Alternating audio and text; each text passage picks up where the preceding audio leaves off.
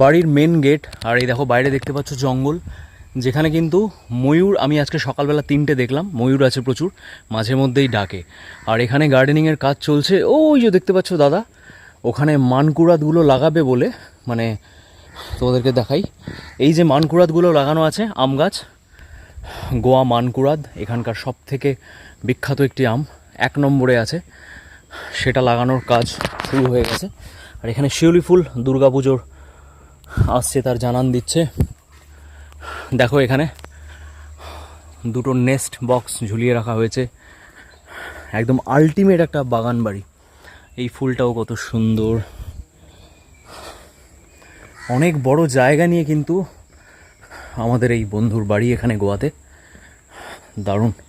আর এই ছোট্ট গাছটায় দেখো নারকেল হয়ে আছে।